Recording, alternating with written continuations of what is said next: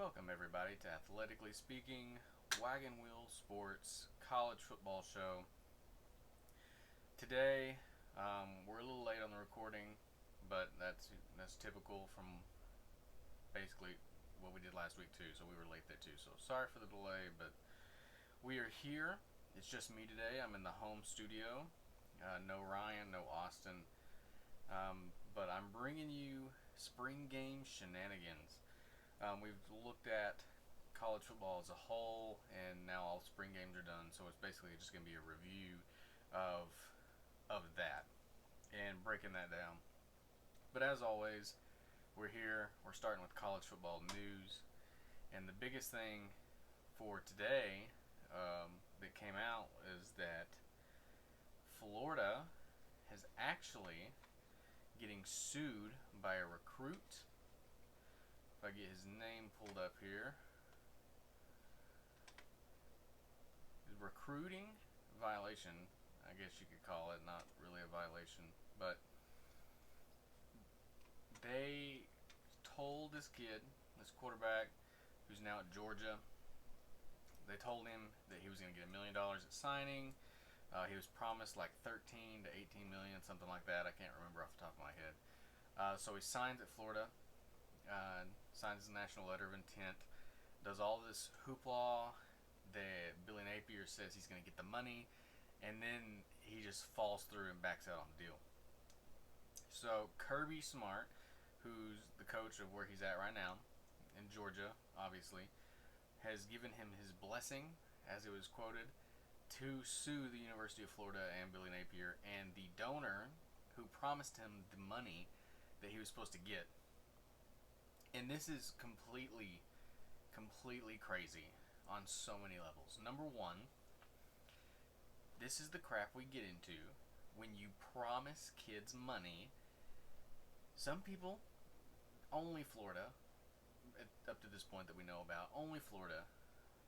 I'm sure there's more that didn't get all the money, but this kid was promised so much money, like $1 million once he signed, plus the remaining, like however many millions, and he didn't get it. And now he's suing Florida. All of this is going to lead to a point to where Congress or some lawmakers are going to have to come in and do what the NCAA is supposed to be doing from the get-go. The NCAA is a horrible institution and has shown that throughout time and time again. I'm not surprised, but this is where it's going to be a turning point in college football with NIL. This is going to lead to others coming together and actually getting a solid ground to what NIL and the rules surrounding it. This shouldn't even been a question. This is where it comes into play to where you should look at a recruit and say, no, we're not going to talk money right now. We want to get you on campus and then let's talk money. If you tell a recruit, and it should be a general rule for any college football team, not just Florida or Alabama or whoever. If you come to a recruit, you should not be able to talk money until they are on campus. That takes away all the tampering, among other rules that should be implemented. Not talking about money fixes things, because they're going to come to the school that they want to come to, not for the most money, so it's not a bidding war for transfers or high school recruits. You come in, you sell them on your brand, you sell them on your games and what you've done, and then once they're on campus, then you can talk about money. That puts the whole thing to bed about this whole thing, and could be completely avoided if the NCAA wasn't just complete and utter shambles of what they are, which is a crap show. The NCAA is just horrible, and they are clearly lacking on their job, and they're wanting somebody else to do it. And this is going to lead, yet again, just another domino in the effect to get away from the NCAA in college football and get that breakaway that we need to see happen. Because that's going to be the only thing that's going to fix NIL right now. You have to get the rules in place that'll help prevent this, which is going to save both the university and the player from committing to promises that they can't keep. Billy Napier, if you promised him money If your donor promised him money and it didn't get it, that's on you, buddy. That's 100% on you. You cannot promise a kid that if you commit to Florida, or any other school for that matter, but if you commit to Florida, we'll give you this much money, and then not follow through with it. That's on you. And if you're the University of Florida admin, how are you looking at this situation and thinking of Billy Napier in any good light, for that matter? Billy Napier is quickly showing to be one of the worst hires that I've seen in recent memory, aside from like Scott Frost, which somehow failed. But Billy Napier, this has been horrible, and I can imagine quickly that your time at Florida is almost to an end. And Florida's got a tough schedule this year, so you could finally, very quickly, find him on the hot seat and gone by year's end. But that's all for college football news. That's the biggest thing out of the day, out of this week that has happened since the last episode. So now we're getting into our spring game shenanigans. And my biggest question out of all of this, I see it on Twitter, I see it everywhere, and that is, does spring game attendance matter? And I have 2 points of view on this. There is a yes and a no, but there's more yes involved. So let's start with the no and get that out of the way, because those no people are wrong. And if you say no, I can see your point of view. If you think that spring games attendance doesn't matter, you have to be a person who's typically a fan, and probably one that's just kind of watches casually, not really like a diehard like most of us are. And you would say no, spring game attendance doesn't matter, you know, it's not a real game, blah blah blah, and stuff like that. And that's really your only go-to, because spring game attendance wholeheartedly matters, 1,000%. On two fronts, mainly. And number one, if you are a coach, if you are a player, and you are a recruit, one of those three people, spring game attendance matters a bunch to you. And let me explain. Which one of these universities would you rather attend? The university that had 80,000 diehard fans attend their spring game to scream and holler and show you what it's going to be like most of the time on a regular game day? Or would you rather go to the school who had 31,000, 16,000 fans show up and not really care and just kind of eat their hot dogs in the stand? Obviously, you're going to want to go with the school who has the 80,000 plus diehard fans there, sitting there screaming and hooping and hollering and cheering their team on to victory. Teams like who you would expect to have a good full house showing on spring games did. Ohio State brought out 80,000 people to their spring game. Alabama and first-year head coach Kalen DeBoer brought out 72,000. Penn State at 67,000. Nebraska fans always show up at 60,000. UGA, Georgia at 55,000. Florida 48,000. Clemson 47. Oklahoma 45. Texas 40. Notre Dame 37. Auburn 33. Michigan 31. UT 20,000. And so on. FSU and Tennessee both had stadium construction going on, so they didn't even get over 18,000 fans there. So that they're forgivable. But 1,000% does spring game attendance matter. If you're a recruit and your coach is the coach that's recruiting you is preaching to you on just about a weekly basis, whenever you're in contact with them, saying this is the best fans in the country, we have one of the best atmospheres in the country, and you bring them into a spring game and it's lackluster, that recruit is not going to believe that. He's going to say, well, the spring game didn't have much. There was not energy there. The fans didn't really show like they cared. And that's ridiculous. You want to show out. You want to come show out for your team. On point to that, if you are coming out as a fan and doing what you're supposed to do, which is hoop and holler and make your team proud, then you're doing all you can do. You don't want to be the fan that's sitting to the side saying, we'll be okay. We don't really need that guy. No, you come out, you show your recruits what you're made of, because that's what's going to be the selling point for them, for some of these guys. Some of these recruits, some of these transfers in the day of NIL, that's what you want. You want to show out for these people. Show them what an atmosphere is going to be like at Ohio State, at Michigan, at Alabama, especially big name programs. Because if you're lackluster, you got plenty of other places to go. So as a fan, as a recruit, as a coach, as a player, spring game attendance should 100% matter to you. And if not, then you should reevaluate your life. On to our next topic.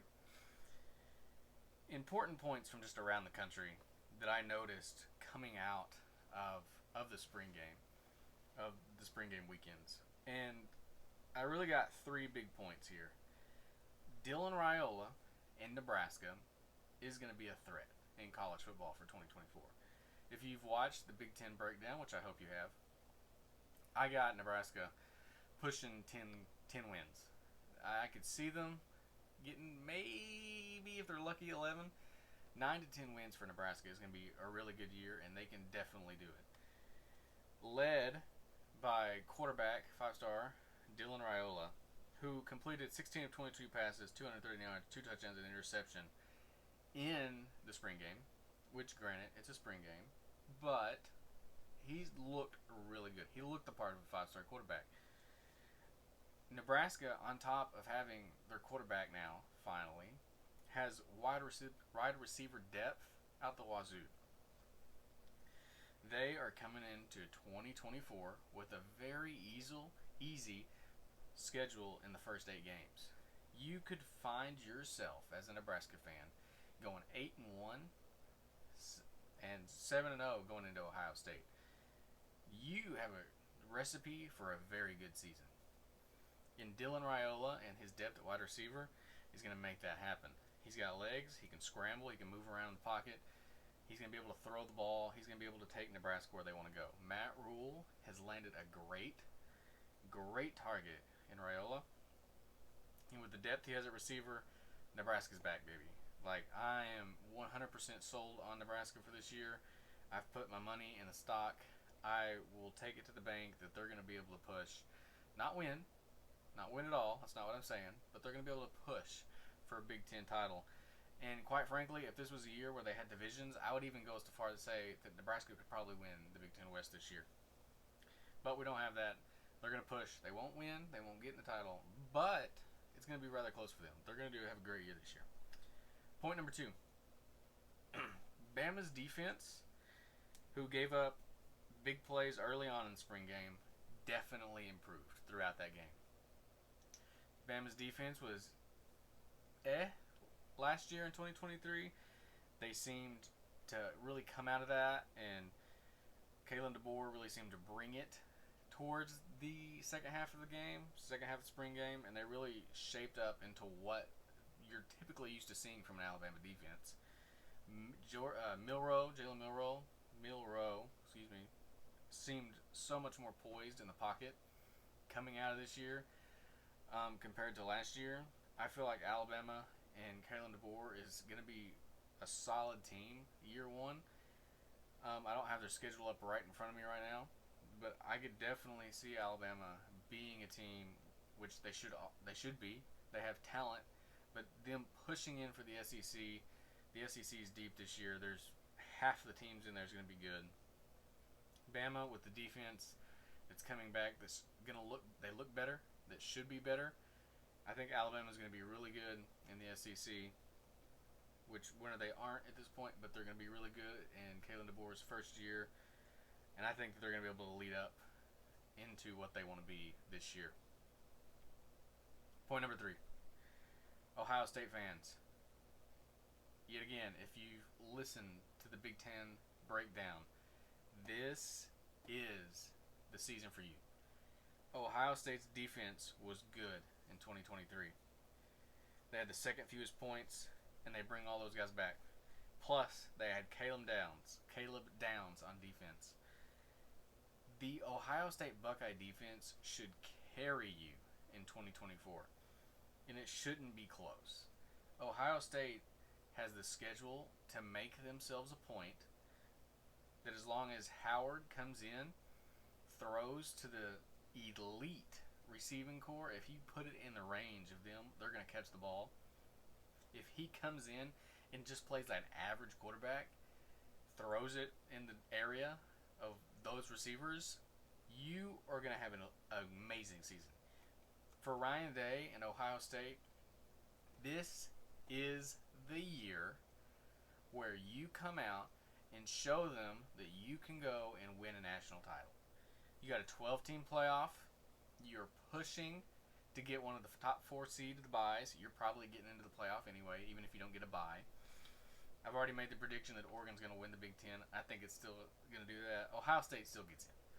They may not get the bye like they want, but they're getting in the playoff. Ohio State, here's your chance right now. Ryan Day, go take the team that you're going to have. Their defense is going to be elite, probably the best defense in college football, if we're going to be honest, for 2024.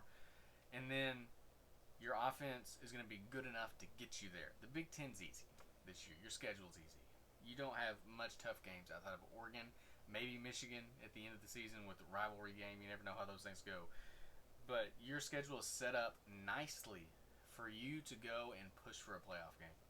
And you can easily do that. You can easily make the playoff. This is not a question. You should be able to get into the top 4, get into the semifinals of the playoff game if everything shakes your way. That Buckeyes defense is going to have to carry you, though. That's just the way it's going to be. They should be good, and I expect them to be. Outside of those 3, that's my biggest takeaways from watching spring games over this whole thing. Next up, top 5 players to look out for this season. And these are all quarterbacks. And I think that the point of that is that you're going to have a good quarterback play for these teams to see them be successful. Number 1, I talked about my first point, and that's Dylan Raiola at Nebraska. If he can come out and play elite level of football, like we've seen him should and we want him to grow to be, Dylan Raiola should be the man that can come out and make Nebraska good again. I fully expect him to do that, but his play is what's going to carry Nebraska up and into the ranks to where they want to be. Outside of that, if they don't do that, then they could be in some trouble. But I think they can, and he's going to be an important role of that. Quinn Ewers at Texas. Yet again, year 2. You come off the playoff. You're in the first year of the SEC. Your SEC schedule is manageable. It's very, very easy for Texas. And if Quinn Ewers can come out, replicate at least what he did last season, Texas should be really good and really set up to go and play for an SEC title game, for the SEC championship. If he can limit turnovers, keep consistent in his success, Texas and Quinn Ewers will be very good. On the flip side of that, Jackson Arnold at Oklahoma. First year in the SEC, opposite of Texas, you have one of the arguably toughest schedules, 3rd toughest in the SEC behind Florida and Arkansas. You have to be successful. Oklahoma's defense should take another step forward. They return 72% production, which is most in the SEC on defense. You're going to have the most veteran-laden defense in the SEC.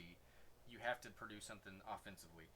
Jackson Arnold will have to take that step forward from what we saw in the Alamo Bowl against Arizona, but that's something that he can do. He's shown glimmers of light in that game.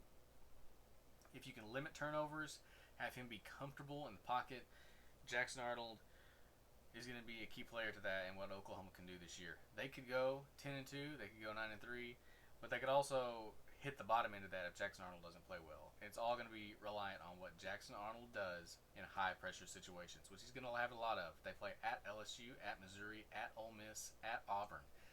Those are tough games. Those are tough places. You have to be able to take the pressure of that, and that's going to be all dependent on what Jackson Arnold does. Number 4, Will Howard, Ohio State. Kind of to the point of what we had last year with Michigan and J.J. McCarthy. J.J. McCarthy was above average quarterback. Will Howard has to be just that. his defense at Ohio State will carry him, and that's why I think that it's very important for him to be a player to look out for. Because if it's just him, the defense wins championships, but you can't beat Iowa. Will Howard should be much better than Iowa. Like I said before, he just got to put it in the receiver's hands. As long as he's close, he's going to get it there. Will Howard has to make sure that he's consistent and consistently there and not turning the ball over, not putting into dangerous situations, but doing what he's supposed to do to keep Ohio State on top of the Big Ten. And that's something that I think he can do. He's just got to make sure that he does it. And that's why I'm looking out for him into 2024, is to see what he can do. And finally, yet again, opposite end of that of the Big Ten, Dylan Gabriel, quarterback, Oregon. We saw him throw over 3,000 yards at Oklahoma last year. Dylan Gabriel is a hoss. He can scramble. His legs are a big part of the offense there. I think he's a great fit to follow up Bo Nix. Dylan Gabriel is going to be in the running for the Heisman. And can he take them where they want to be? I believe he can. Like I said, I have Oregon winning the Big Ten this year. But Gabriel's going to be a big part of that. If his play is sloppy, they're not going to get as far as they want. As long as he's consistent with a lot of these guys, as long as they're consistent in proving that they are who they are or who they're supposed to be, then those teams will be set. But the big thing is going to be them pulling it back, making sure he's focused in on what he's doing, and getting the ball where it needs to be. To close out the spring shenanigan episode here, I'm having my top 10 teams of the spring. These are teams that I've thought very, very hard about, and this is what I've come to. I think Georgia, you're coming in, you're going to have talent galore out there in Athens. You're going to be the number one team until proven otherwise. I think Oregon has a lot coming back, so I got them at number 2. Ohio State has a ton of potential. I think they're going to be very successful. I have them at number 3. Texas, a lot of the same reasons at 4. Missouri is a team who has an easier SEC schedule, who should be able to capitalize on that. They have a few tough games. They go at Alabama, and then they get Oklahoma at home, and that's their 2 toughest games on their schedule. Missouri should be able to capitalize. They don't play Georgia. They will take their schedule, and they will do well with it. Number 6, Alabama. Kalen DeBoer is going to have a ton of guys, a ton of talent that Nick Saban's left behind, that he's molded. A year 1 Alabama that does anything worse than 9-3 is a failure, really, because you have the talent there, Kalen DeBoer. You just got to push them in the right direction, and Alabama will be good. Number 7, Ole Miss. Ton of transfers. They had like the number 1 recruiting class of transfers. They did well. I expect them to do well as long as Lane Kiffin can bring those transfers together and make them work. Number 8, Notre Dame. I feel like this is a team that has some potential to be there. The thing with Notre Dame is I'm not exactly sure what their outlook is, really. I think they can be a really good team. Time will tell. They got some tough games down the line. Notre Dame will be a team that's going to have to prove it early if they want to stay in that discussion, because otherwise they're going to be tapped out and not be there anymore. Number 9, Michigan. Michigan loses a lot of talent. I don't think they're going to be ending the year there. Personally, I feel like this is a team that will start the year early, and once they get towards that late part of the year, they're going to kind of fall out. But Michigan, they got a lot of guys, a few guys returning. They lost basically all the offense to the draft. They lost the coaches, but I think they have talent behind them from that national title team that's going to be able to keep them there in the discussion. And lastly, number 10, Oklahoma, for the sole fact of Brent Venables is a defensive whisperer. He will get that team get the defense to take another step forward. Look what he did at Clemson. Look at his stats. It only got better the longer he was there. The defense will get better at Oklahoma, and if Jackson Arnold can make it happen offensively, Oklahoma will be good. Starting, I expect them to start AP top 10 to 15-ish, somewhere around there. But that's all going to be dependent on Arnold, and I think they could take that step forward. That's all I got for the spring game rundown. My biggest points, again, with Dylan Raiola, Nebraska, the Bama defense, and then the Ohio State defense. Everybody else, comment what your biggest takeaway from the spring ball is, and let me know, because I want to hear what y'all thoughts are.